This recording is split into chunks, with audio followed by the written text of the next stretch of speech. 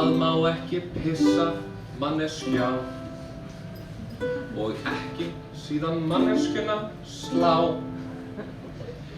Ekki fara í dungeon og dýrka fallega skó. Ekki nota dildó fyrir sleikjó. Það má ekki taka til gírans og alls ekki gera flash. Ekki kveikja þetta og gera upp botnum bál og ekki hafa blæti heldur leyndarmál. Þetta vanilu fólk svo skrítið, það alltaf að dæma mann. Þó þetta skaði ekki neitt, það alltaf að dæma mann. Það má ekki skoða liður kall og ekki gefa petti mat og dall. Ekki fyrsta daddy með latex-dönskum ömmu og ekki sjúga brjóstið hennar mömmu. Það má ekki elska hvern sem þó það komi engum við nema mér. Ekki klæðast kjólum né hári mínu flétta, ekki gera hitt og ekki þetta. Þetta vanilu fólk svo skrítið, það alltaf að skamma mann. Þó þetta skaði ekki neitt, það alltaf að dæma mann. Thank you.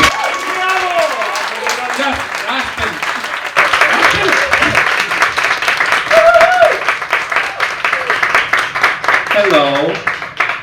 Hi. My name is Sindri, but you can call me Sparkle. It's what my name means. It also makes me sound like a stripper. And yes, I am taking tips. People often ask me what my pronouns are, and I kind of use them all. I don't really have a clear preference. I guess I never really saw pronouns as a way of describing me. I want to be seen as sexy. Okay, we all know why we're here. Show of hands, who here has seen me naked? That's a lot of people. Many times. I know you have. So what happened was I got, after Last Fringe, I got an award for my movie opening up, which then led to me getting a job in an ad campaign where I was completely naked. And we filmed that, and then a few days later I'm at work and I hear a bling, and then I hear another bling, and I check my phone and it's like, oh, they're talking about the ad. Bling, bling, bling, it keeps going. They aired it during a national football match. Then I go to sleep, I wake up, I hear from a few friends, it's on Reddit. It's on the front page of Reddit. By the end of the day, it's at the top of Reddit. 1.5 million views. And then, I get a message from a woman I fingered on a fuckboat in the Netherlands. That's another story. That it's being played on national TV in the Netherlands as well. And so I sent a message to the people in charge of the ad, like, how many people are you expecting or about to see this? I'm not I like people seeing me naked, but I was curious. Oh, about 10 million. So what I'm saying is, I think I might have the most famous penis in all of Iceland. I'm not bragging though, I'm not bragging. I'm just stating facts. I do think we should be allowed to brag about our bodies though. As long as you're not sending dick pics without permission, we should all be proud of our bodies. But I do think that we shouldn't be bragging about the size of our penis.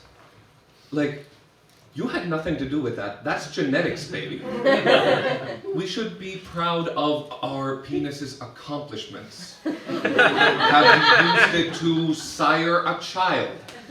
Have you painted a painting with it? Played ping pong? Oh yeah. My biggest achievement is that about 3 years ago, I had a fuck buddy, and she was very nice, but then we eventually had to break it off. And I still have her Netflix. I have never had to pay for Netflix. She has changed the password 3 times, and every single time she tells me the new one without me having to ask. That's impressive use. I don't care about your 6.5 incher, Richard. Tell me your accomplishments. I've talked about dicks too much, haven't I? I'm a painter. That has nothing to do with the dicks. The dicks are a hobby. Painting is like, I studied painting, and so I carry a sketchbook around everywhere, and a lot of the jokes from this come from the sketchbook, this one. And some of them I couldn't fit in, but I liked them, so I'm gonna find some. Oh God, can you hold it? Hello. Hi. It feels like a poetry reading whenever you like break out a book like this. Ooh. What are smoking fetishists going to do now that everyone's vaping? Oh God damn it. These gloves! Jawbreakers are a fucked up name for a children's candy.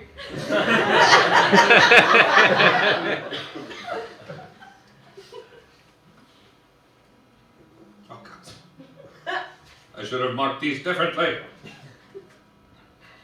How many Reese's Pieces does it take to make an entire Reese?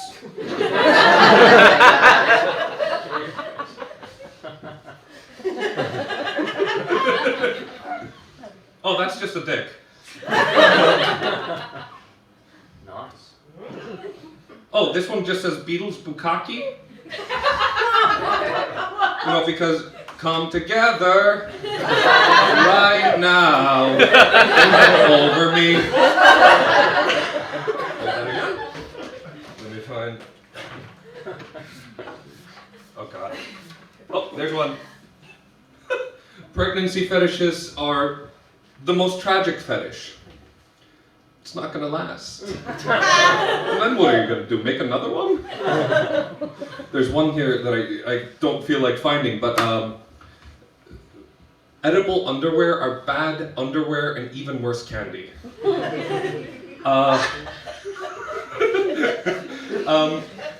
But like all Icelandic comedians, or like all comedians in Iceland, I am also contractually obligated to make fun of the Icelandic language in a light-hearted way.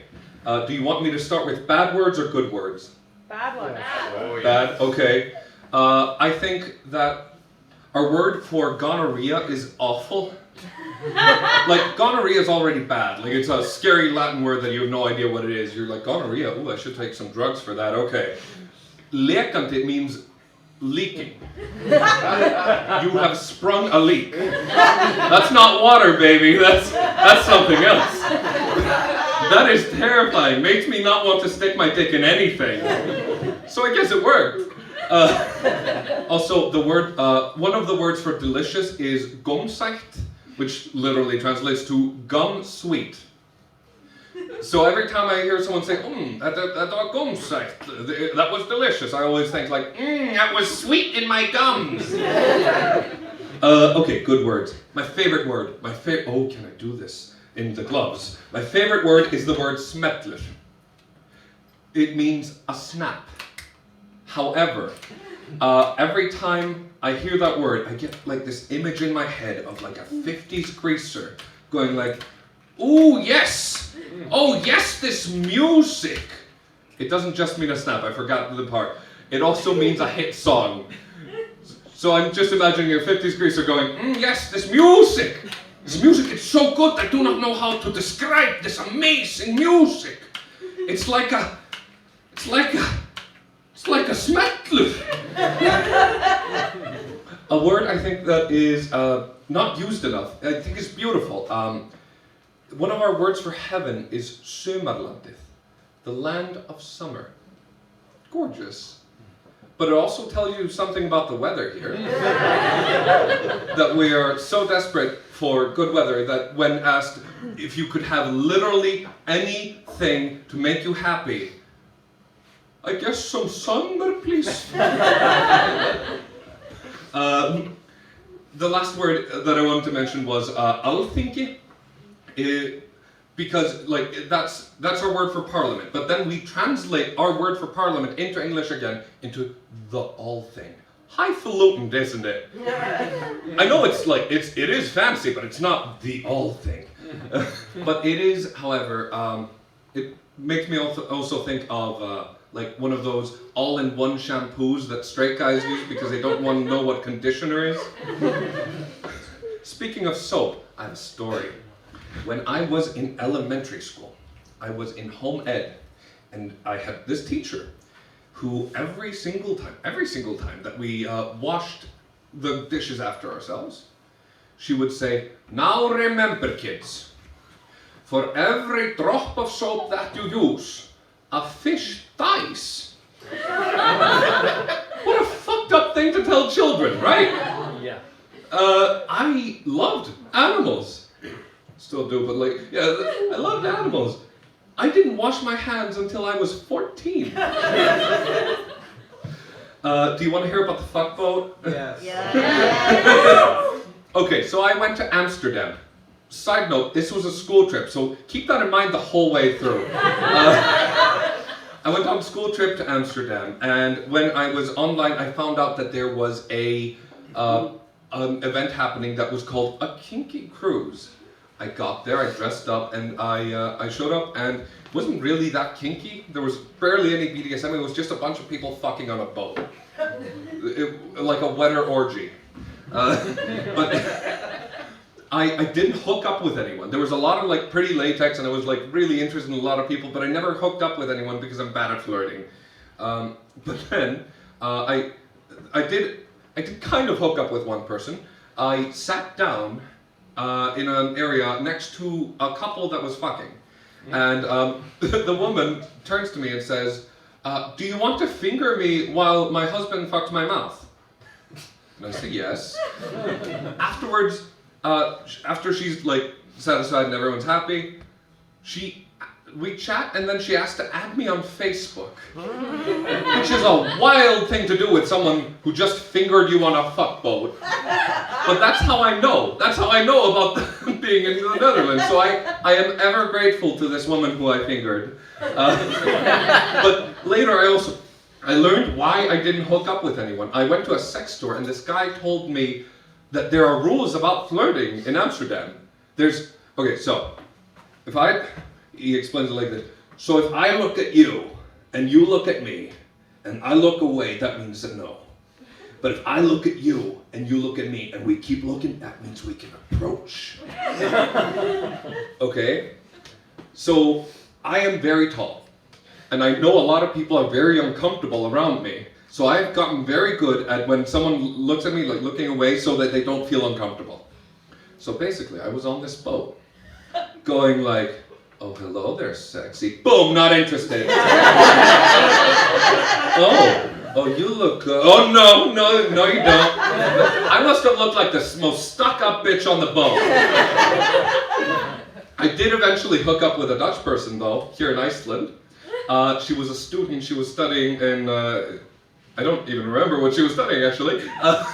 But we went to a bar, chatted a bit, and she, at one point, because we were talking about BDSM, she mentioned, "Oh, I'm not really that kinky. If anything, I'm a sub, but I'm not really kinky." But yeah, we get to her place, and we start making out, and it's actually really good, and it keeps going, and then she bites me, and then I bite her back, and she bites me harder. And I bite her back harder, and she bites me again, and it keeps going back and forth. Eventually, we are both covered in hickeys. just red all over. It looked like it was assaulted by a Dutch vampire, which is like a more sex-positive vampire who's probably on drugs. I've been to more places though. Has anyone here been to Japan? Yeah. You guys know what capsule hotels are, right? They're like bunk beds for adults, but they're boxes, so it feels like you're in a coffin. I went to a lot of those when I was there, but at one point, we accidentally booked a capsule hotel for Japanese businessmen. So I had the sweatiest shower experience with like a bunch of like fat 50-year-old like Japanese businessmen who just came back from work. But there's also another thing about that one. That one was the only one that had a TV in the capsules. And so I was going through the TVs, and it was like, oh, funny seeing like Japanese TV finally like live. And then I go a little further. That's porn. There's porn there, and it's really funny watching porn without like knowing what's actually happening, or you have to like infer what's happening. I'm gonna describe one of the things that I saw. It was a man and a woman fucking, and then the man wakes up. It was a dream. It was a dream fuck.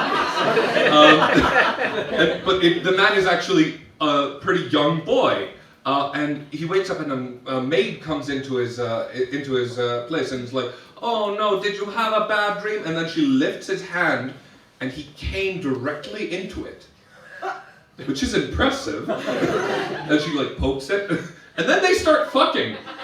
I would like to know the context, but at the same time, I love not having the context.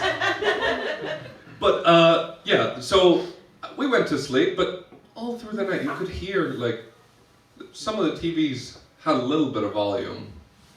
You could hear not everyone was watching savory things. Maybe they were very savory. I've also been to Turkey. Turkey is an interesting place. I went with my family. No sex in this one, actually. I went to Turkey with my family, and there was a spa at the hotel.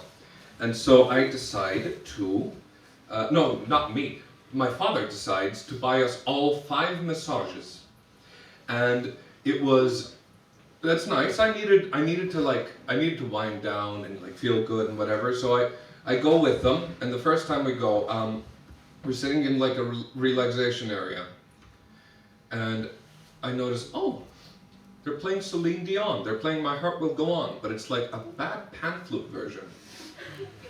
And the pan flute wasn't wide enough, so it never reached the high notes. And it also cut off right before the end, so it went like do do do do do do. But never reached the like thing that you wanted from that song. And then it looped. And it looped again and again. I was in there for 2 hours. I cannot hear that song anymore without getting angry. That was years ago. I'm still angry about that. I love Iceland though. Iceland is my favorite country. I love the art scene here. And I love the tourists. You guys are adorable.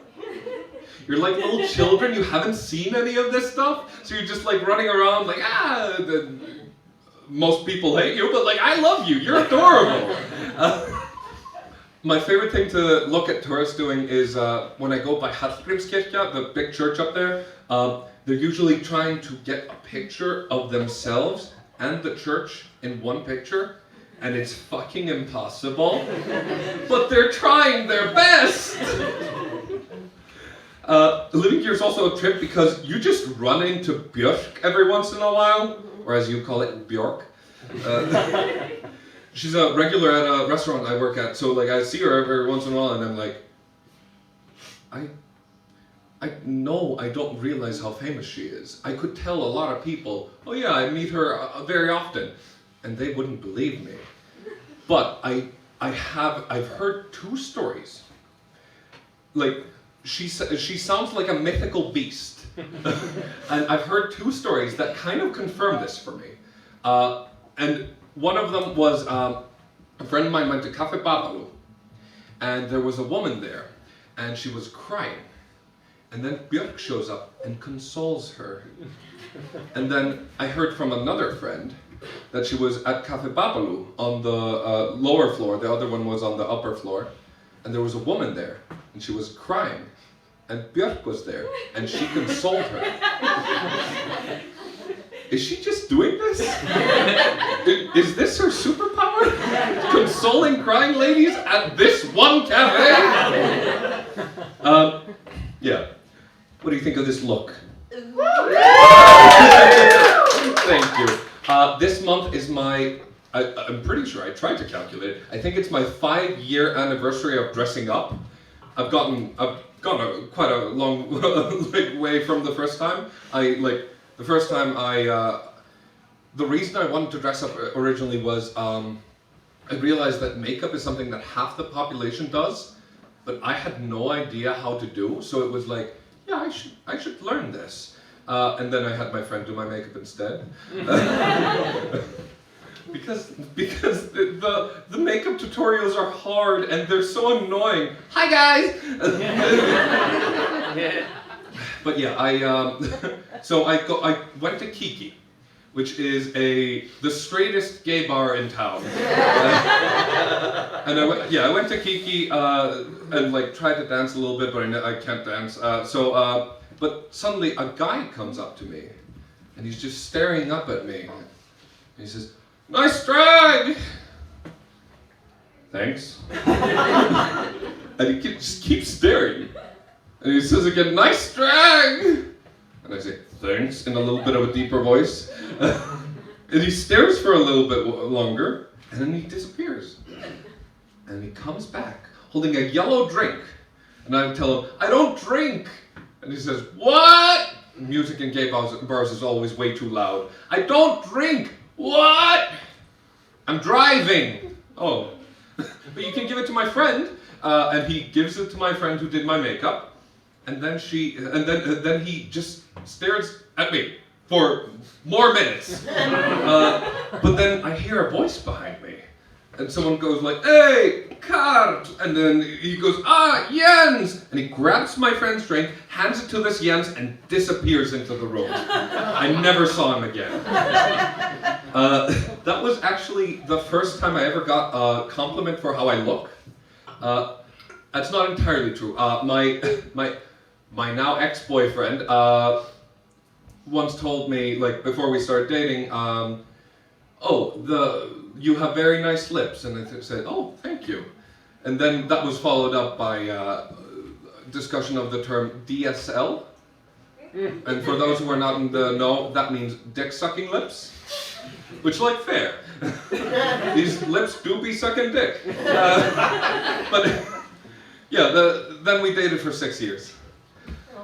I wasn't going to do a Nanette moment. If anyone knows what Nanette is, it's a really good show, but like she suddenly gets like really serious at the end, and when I was writing this, I promised myself I won't do it. But I kind of want to do it right now. Because I cried thinking about the theme song from Friends the other day. When I applied for Fringe, I knew I had a long time to actually work on it, and so I decided to, I'll do 2 shows. And then I got a job at a bakery that I worked 12-hour shifts for a really long time, and I never got paid. She owes me 930,000 kroner. It was a scam. And then I got out of that depression, and I was like, okay, finally I can write this. And then I got offered another job, and I'm going to art school, so I had to take it. Expensive. But so basically, I've been stressing so much over this show, and suddenly I just thought of the phrase from the Friends theme song, and when it hasn't been your day, your week, your month, or even your year, and I started crying. And I was like, why am I even doing this? Why don't I just cancel? It's a little too close to cancel now, but I should maybe just cancel. Do I have something to prove? Am I a narcissist? But I couldn't cancel, because when I thought to myself about Fringe this year, and all my friends, and all of you, every time I had this image in my head of you all looking at me and saying, "Oh, so no one told you life was gonna be this way? Your job's a joke, you're broke? Your love life's DOA?" Like I said, I broke up with my boyfriend last week. We already broke up a while ago, but I was in denial about it. We broke up a year ago, but then I decided, no, I'm gonna stay! And then it's like, oh, then we never talked about it. And people keep saying that I'm brave for being able to dress up like this, for being able to be naked, for being able to talk about all this stuff openly, but I feel like a coward because I can't face the stuff that I actually need to face. That's why I'm going to therapy. But yeah, we broke up and it was sad, but at the same time I knew it was going to happen and I knew it needed to happen. But there is one last line in that song that I didn't think about until I was almost here, and it made me a little bit more hopeful. Because it ends with, "I'll be there for you, like I've been there before. I'll be there for you." No, that's the one. "I'll be there for you, like you've been there for me too." Thank you for being there.